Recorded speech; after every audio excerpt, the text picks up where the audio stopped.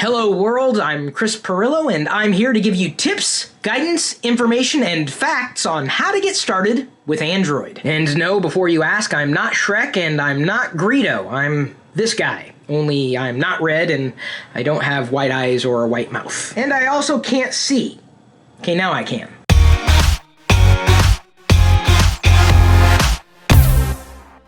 I've been using Android products for a number of years and have watched it evolve over time, and it's getting better and better with every revision. But the first thing you have to realize is that no two Android devices were created the same.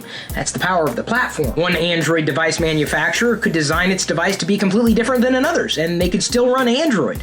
Even though they may have different experiences laid on top of Android, it's still Android underneath. That's created a lot of choice in the marketplace. So if you've only tried one or two Android devices over time, well, you haven't tried them all. And if you haven't used an Android device in quite some time, you owe it to yourself to take a look again. Part of the selection process is deciding what you want that Android device to do, or what you need it to be. Not just because it's an Android device, but do you need to be able to replace the battery? Do you need to be able to use micro SD cards? Every Android device will accommodate you in different ways. Again, that's the power of the platform. People are inclined to pit Android against other mobile platforms, but the challenge is that Google is not a vertical player.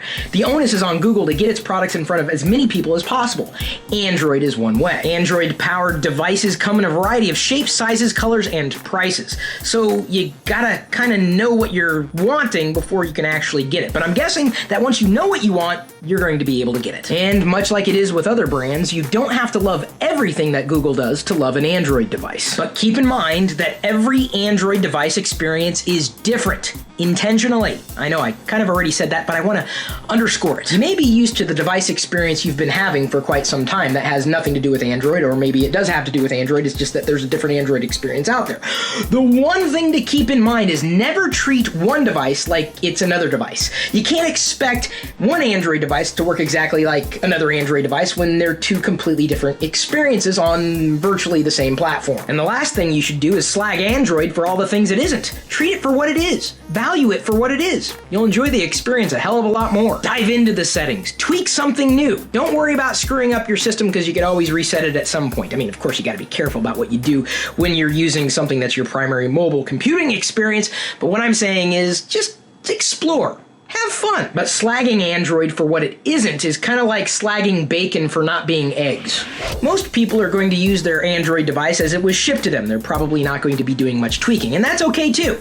The one thing to keep in mind is you should only download apps and media through the official app stores, the app stores that came pre-installed on your Android device, assuming that you've got the Android device from a reputable source. Otherwise, and this should go without saying, but you could be opening yourself up to malware. It's not likely to happen if you go through Google Play, or, as I said before, any other officially sanctioned app store that came pre-installed on the device, which may not be Google Play. Oh, I know! The power of Android is that you can open it up and treat it more like a traditional PC, but do you really want it to be more like a traditional PC? It's completely up to you. If that tip sounds a bit pedestrian to you, it's because it's aimed at people who've never really used Android before, and you could easily send this video to them.